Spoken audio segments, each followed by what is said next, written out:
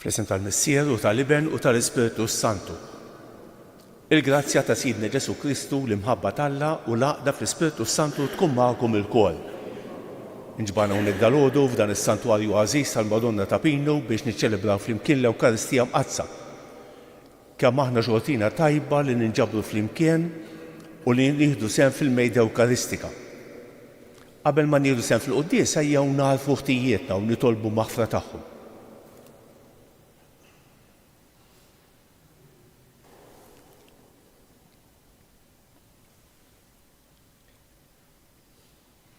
Illum qegħdin niċċelebraw it-tifkira mhix obbligatorja ta' San Leonardo ta' Porto Maurizio. Se nofru dan is-sagrifiċċju tal-quddiesa għal ruħ Joseph Muscat. Int ħanin bil-bosta ma' kull min isejjaħlek mulej ħniena. Int kollok tieba mal-midin bejn Kristu ħniena. Int avukat tagħna qudiem il-Missier mulej ħniena. Iħenna għalina Alla li jista' kollox jaħfrilna d-dubietna u jwassalna għal ħajja ta' dejjem. Nitolbu. U Alla dawl tal-fedili u raj tal-erwieħ. Inti qiegħed lil San Leonardo ta' Porto Maurizio fil-Knisja tiegħek biex jitma' lin-nax tiegħek bil-kelma u jgħallimhom bl-eżempju. Bit-talb tiegħu għatina li nħarsu l-fidej li jgħallem bil-kelma u nimxu fit-triq li wrina bl-eżempju tiegħu. Bibnek Ġesu Kristu siedna li hu Alla u miegħek jgħix u jisaltan flimkien mal-Ispiritu Santu għal dejjem ta' dejjem.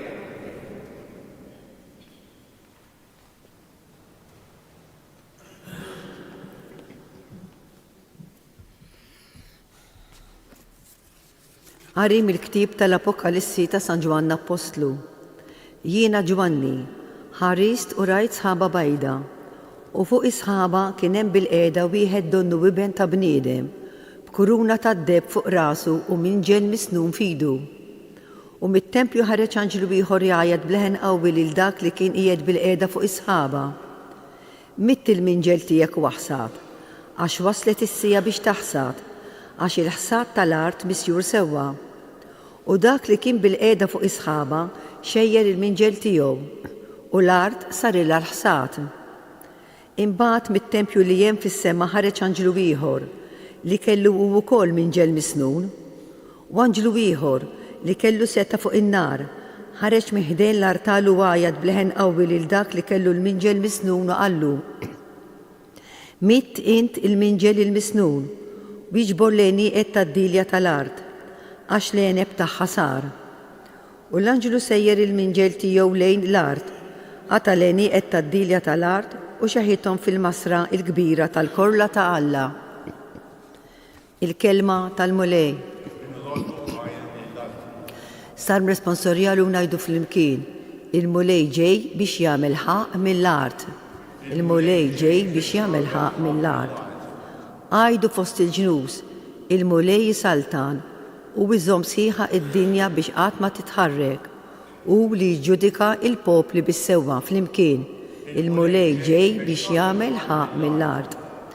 Ħajjifirħu smewwiet u titenna l-art, ħajħabbat il-baħar u kull ma fih, ħajifraħ ir-raba u kull ma fih u jgħannu bil-feħ is-siġar kollha tal-bosk fl-imkien.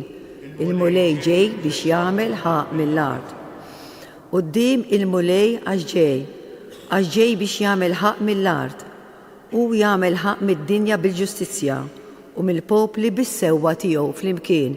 Il-mulej ġej biex jagħmel ħaq mill-art. Inqumu bil-wifqa. Alleluja, alleluja, alleluja. Ibqa' fidil sal-mewt jgħid il-mulej u jiena nagħtik il-kuruna tal-ħajja. Alleluja, alleluja, alleluja.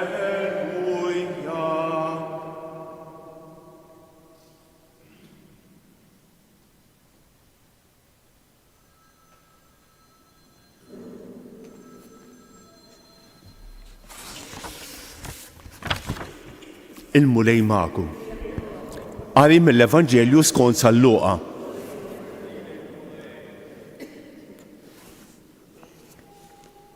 F'dak iż-żmien kien hemm xi wħud li bdew jgħidu fuq kemm it-tempju kien imżejjen b'ġebel sabiħ u għotjiet. Iżda Ġesu qalilhom: kull ma qegħdin taraw għad jiġi żmien li ma tibqax ġebla fuq oħra minnu li ma tiġġarrafx. Huma staqsewh qalulu: Mgħallem, issa dan meta qed jiġri? U x'se jkun is-sinjal li dawn il-ħwejjeġ ikunu waslu biex iseħħu? Qalilhom: araw li ma titqarqux. Għax għad jiġu ħafna f'ismi u jgħidu jiena hu u żmien wasal. Tmorrux warajhom.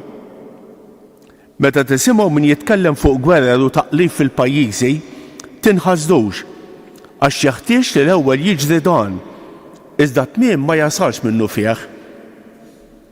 Imbagħad qalilhom: għad iqum ġens kontra ġens u saltna kontra saltna. L-art titeżżeż bil-kbejr.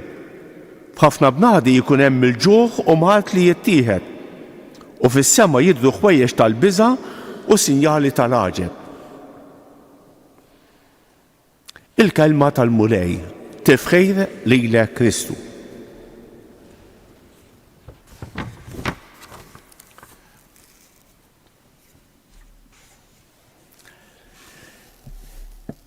Ftit ilu ltqajt ma' raġel u kien qiegħed jgħid li l-Knisja tbeżza n-nies bil-mewt. Il-Knisja tbeżza n-nies bil-mewt.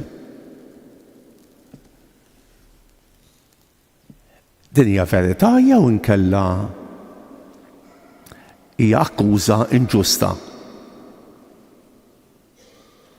Le, l-Knisja m'għandix bżonn tbeżza n-nies bil-mewt. Anzi, mingħajr il-mewt il-ħajja tagħna tiġi aljenazzjoni sħiħa. Mingħajr il-ħsieb tal-mewt il-ħajja tagħna tiġi bla direzzjoni. Il-ħajja tagħna tiġi mixja fis-sakra. Mingħajr il-ħsieb tal-mewt niġu ngħixu fil-ġungla. Le, mhux tbeżza n-nies bil-mewt. Il-Knisja mhux il-kelma tal-Alla mhux tbeżza n-nies bil-mewt. Anzi, tgħinhom jgħixu aħjar. Il-ħsieb tal-mewt kien jgħid San Ġwan Bosco huwa skola ta' ħajja. Il-ħsieb tal-mewt jagħmilni bniedem responsabbli ta' dak li ngħid, ta' dak li nagħmel. Il-ħajja bħal supermarket kbir. Inti ħu li trid imma mbagħad naturalment titħallas. Għaliex qed ngħid dan? Qegħdin fl-aħħar ġranet tal-ġimgħa liturġika, din l-aħħar ġimgħa liturġika tal-Knisja. Jekk Alla jrid nhar il-Ħadd li ġej, nibdew sena liturġika ġdida. Bl-ewwel ħadd tal-Avvent, sena liturġika ġdida. U f'dawn il-ġranet il-liturġija titkellem fuq l-aħħar żminijiet. Ara ftit għadna kif għedna fis-Salm responsorjali il-mulej ġej biex jagħmel ħaq mill-art. Repetejna dan is-Salm responsorjali. Tafu għaliex? Għax l-ewwel lezzjoni meħuda mill-ktieb tal-Apokalissi mill-aħħar ktieb tal-Bibja qed jitkellem propju fuq il-ġudizzju. San Ġwan qed jippreżenta il-ġudizzju bħal ħsad. Ara il-ħsad il-frott laħaq, wasal żmien il-ħsad. Dan hu l-ġudizzju. Inti studjajt, għamilt ħiltek, issa jmissek taqdim il-ġudizzju, tagħmel l-eżami. U tagħna ġanet mhux biex imbeżżew in-nies bil-mewt, bil-ġudizzju, bl-infern u l-ġenna, imma biex inkunu realistiċi. It-tfal, iż-żgħażagħ aħna wkoll kollha kemm aħna nħabbtu wiċċna mal-mewt kuljum. Ikollok pett, ikollok kelb jew ma nafx u jmutlek. Ara ftit. Tiftaħ it-television u tara l-imwiet tal-gwerer. Kull Kuljum inħabtu wiċċna mal-mewt. Le, mhix aljanazzjoni, mhix biża', mhix biex inbeżżgħu in-nies. Imma hija realtà. Aħna mexxin lejn direzzjoni, mexxin lejn Ġesu, nhar il-ħadd iċċelebrajna l-Kristu Sultan tal-ħolqien kollu. Aħna mexxin lejn dan Ġesu. Mhux ħaddoċ ngħix kif ngħix xorta waħda, nagħmel li nagħmel xorta waħda. Le, mhux hekk ta'. Aħna mexxin lejn il-ġudizzju, lejn il-mewt u lejn il-premju jekk ngħixu sew. Is-silta tal-Vanġelu tal-lum ukoll Ġesu qed jitkellem fuq l-aħħar żminijiet. Ġesu għandu f'moħħu it-Tempju ta' Ġerusalemm, il-Waqgħa ta' Ġerusalemm fis-sena 70 li għall-Lut kienet xi ħaġa tad-dinja l-oħra, xi ħaġa tad-dinja l-oħra. Tajjeb, għall-Lut il-Tempju ta' Ġerusalemm kien iċ-ċentru mhux biss reliġjuż imma ċ-ċentru tal-kultura, tal-ekonomija, ta' tant affarijiet. Meta waqa' t-Tempju ta' Ġerusalemm mill-Lut ħasbu li kienet l-aħħar tad-dinja.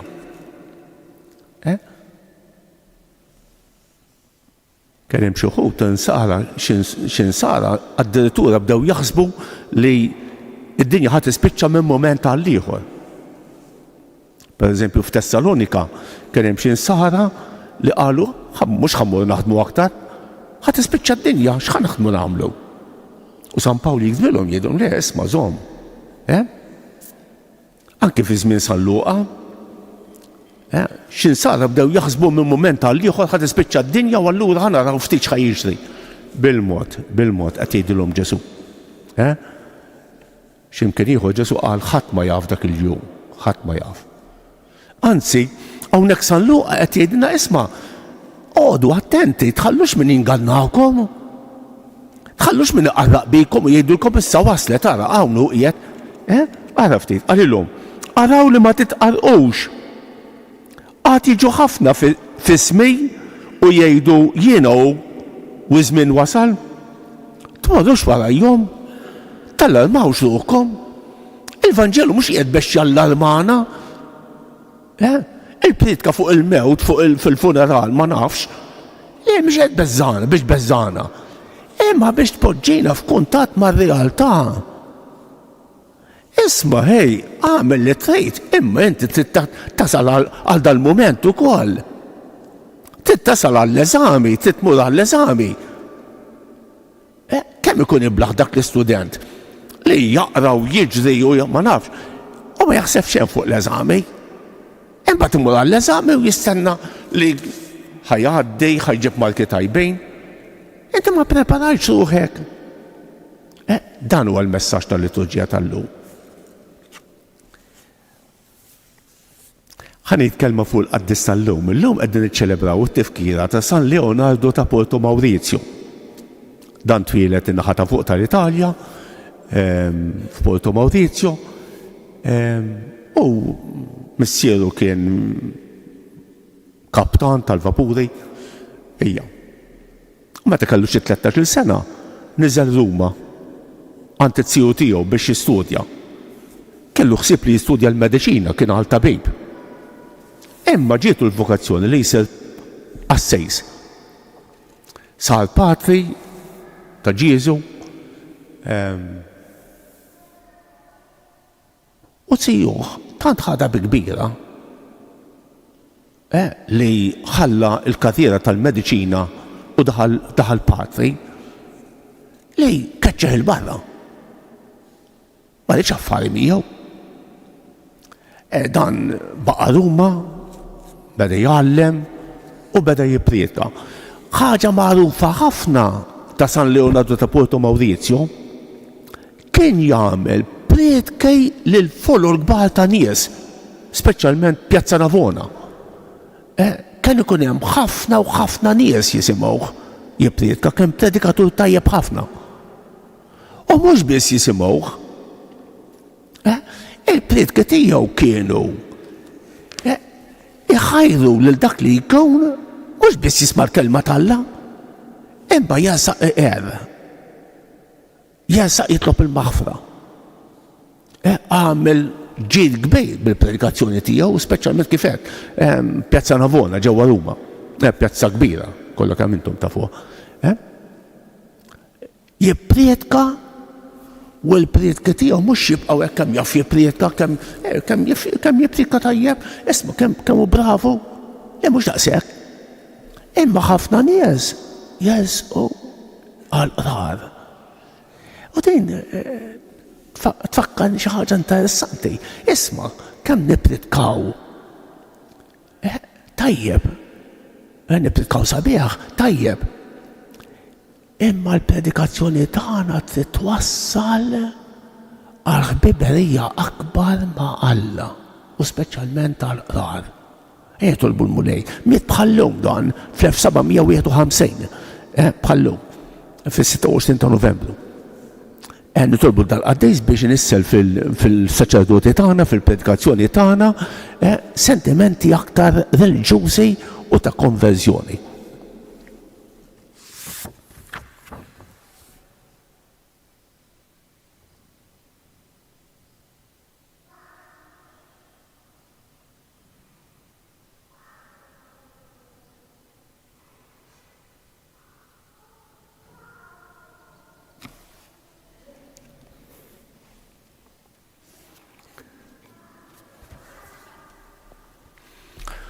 Iż-żmien ta' issa jrid iħejjina għall-laqgħa tagħna ma' Kristu meta jerġa' jiġi fl-aħħar ta' żminijiet.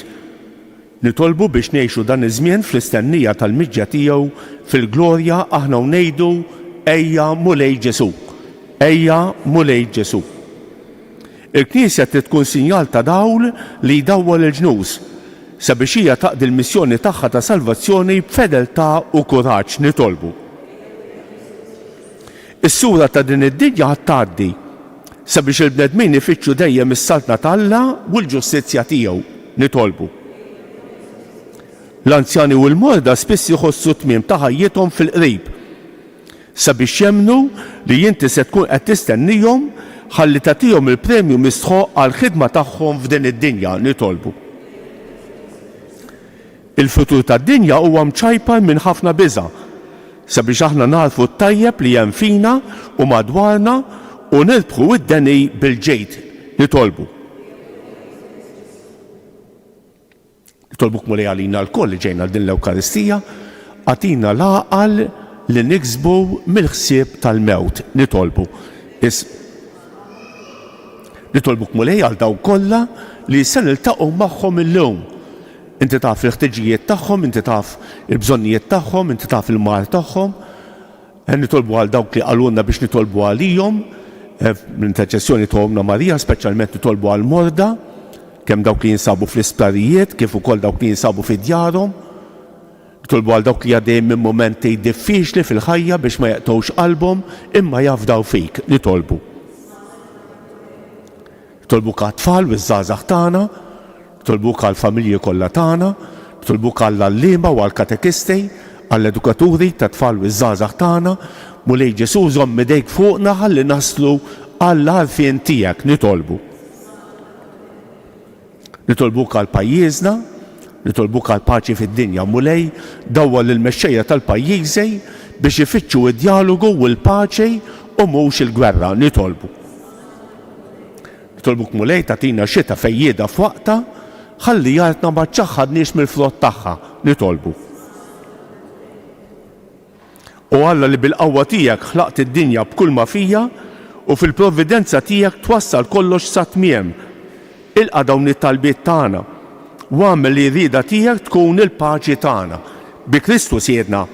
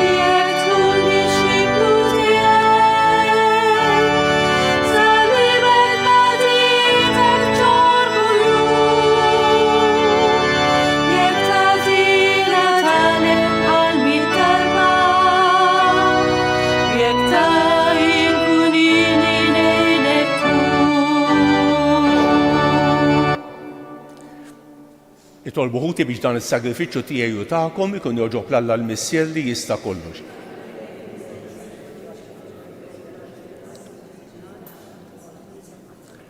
U Alla li tista' kollox ilqa l-offerta li qegħdin nagħmlu lill-kobor tiegħek fit-tifkira ta' San Leonardo ta' Porto Maurizio. Fiċ-ċikon tagħna nitolbuk biex din l-offerta li hi xhieda tal-glorja u s-seta tiegħek tagħtina l-frott tas-salvazzjoni. Bi Kristu siedna il-mulej magħkom. Nerfgħu qlubna l fuq. Niżu ħajr lill-mulej Alla tagħna. Sewwew xieraq tas-sew mulej Missier Qaddejs Alla ta' dejjem li tista' kollox. Tajjeb u ta' ġid tas-salvazzjoni tagħna li dejjem u kull imkien irroddulek ħajr bi Kristu siedna. Għax biex timla bil-feħl il-Knisja tiegħek fit-tifkira ta' San Leonardo ta' Porto Maurizio, inti tqawwija bl-eżempju tal-ħajja tajba tiegħu, issaħħaħha fil-qed bit-tagħlim li hu xandar u tilqa' t-talb li jagħmillek għall-ħarsien tagħha.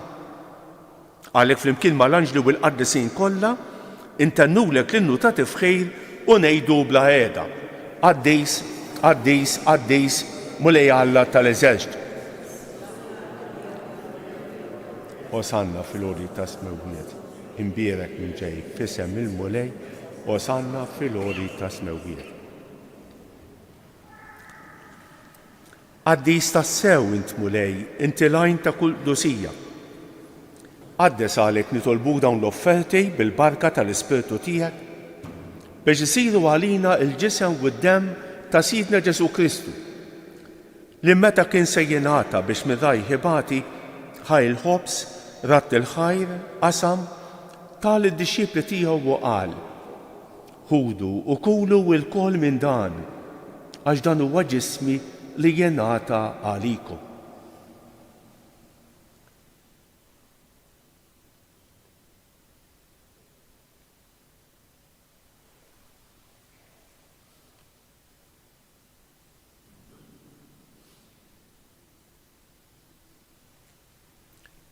Ekk ukoll wara li klaħaj il-kalċi reġa' ratt il-ħajr tal id-disċipli tiegħu u qal: ħudu u xorbu minnu l-kol. Għax dan huwa l-kalċi ta' demmi tal-patt il-ġdid li jibqa' l dejjem. Id-demm li jixxerret għalikom u għall-bnedmin kollha għal maħfra ta' dnubiet. Għamlu dan b'tifkira tiegħi.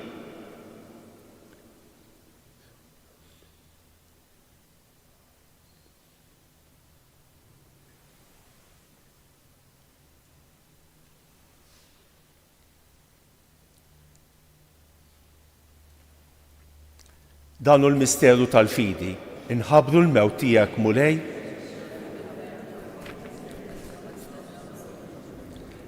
Għalhekk aħna nagħmlu dan b'tifkira tal-mewt u l-qawmien ta' Sidna Ġesu Kristu, nofrulek mulej il-ħobs tal-ħajja u l-kalċi tas-salvazzjoni.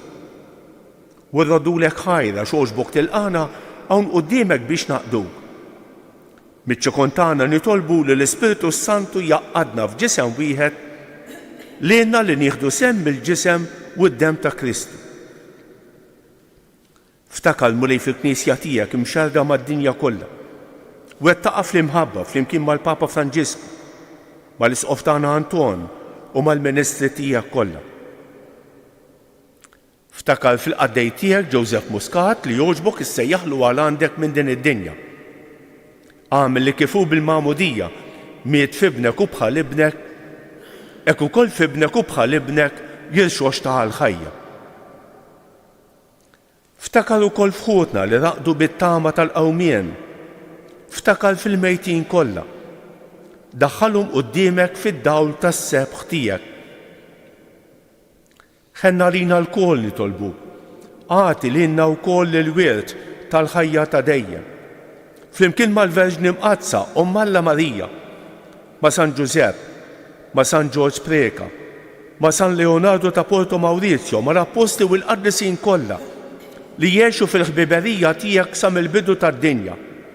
Għamel li magħhom infaħruk u nsebħuk b'Ġesu Kristu ibnek. Bi Kristu, ma' Kristu u fi Kristu jingħata lilek Alla Missier li tista' kollox, flimkien mal-Ispiritu Santu kull ġieħu glorja għal dejjem ta' dejjem. Ejjew nitolbu kif għallimna u rridna nagħmlu liben Alla għas-salvazzjoni tagħna. Missjena li inti f'ismewiet, jitqaddes ismek, tiġi saltnatek, ikun li trid kif fis-sema hekk da fl-ard.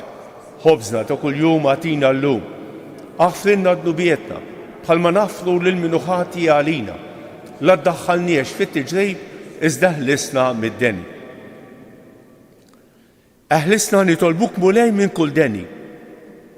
Għatina fit-tieba u ħniena tiegħek il-paċi fi żmienna biex nkunu ħielsa dejjem midnub u imħarsa minn kull inkwiet. Aħna nistennew u nittamaw ilena u l-miġja tas-Salvatur tagħna Ġesu Kristu.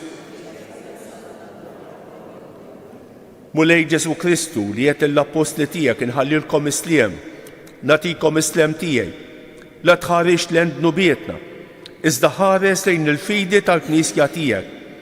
Għatija isliem u laqda li inti trid fija, inti tgħix fis-Saltan għal dejjem ta' dejjem. Il-paċi tal-mulej tkun dejjem magħkom. Għatu il-paċi lil xulxejn.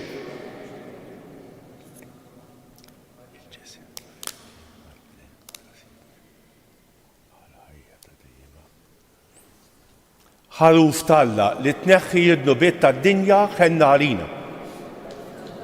Mulej Ġesu Kristu binalla l-ħaj bil-mewt tiegħek kifret minnek il-missier bil-ħidma tal-Ispiritu Santu għadħajr lid-din dan il-ġisem u d-dem għad-dis tiegħek. Eħlisni meħtijiet kollha u minn kull ħażin. Żommi dejjem il-fidi lejn il-kmandamenti tiegħek. Tħallina qatt minferet minnek. Danu l-ħaruf talla, danu li jneħħi id-nubiet tad-dinja, ħenjin dawk li huma mistiedna għall-ikla tal-ħaruf. Mulej ma jistħoqlix li tidħol taħt is-saqaf tiegħi, iżda kelma waħda u ruħi tkun imfejqa. Il-ġisem ta' Kristu jħaresni għal-ħajja ta' dejjem.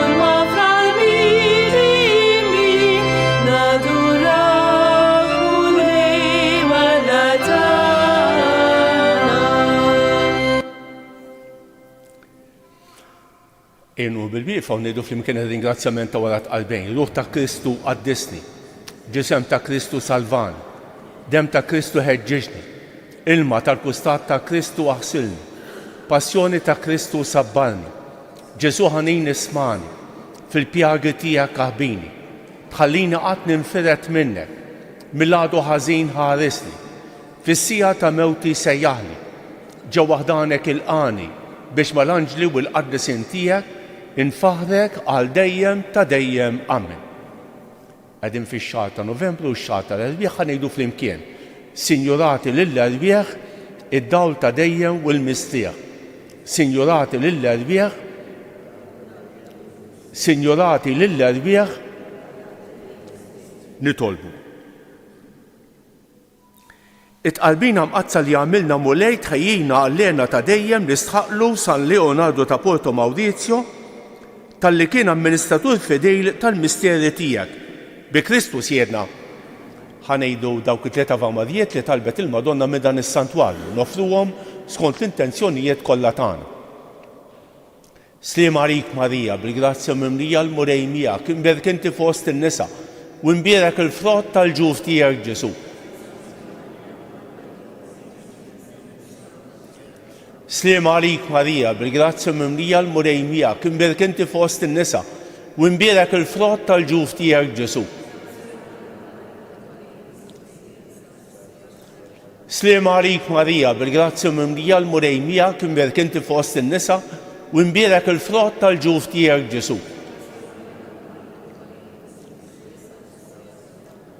Madonna ta' Pinu, Sultana tal-Familja, ħarstek fuqna dejjem żomm, il-mulej magħkom. Iberikkom Alla li jista' kollox il-Missier u l-Iben u l-Ispiritu Santu. Morru fil-paċi ta' Kristu. Il-ġurnata tajba lil kulħadd.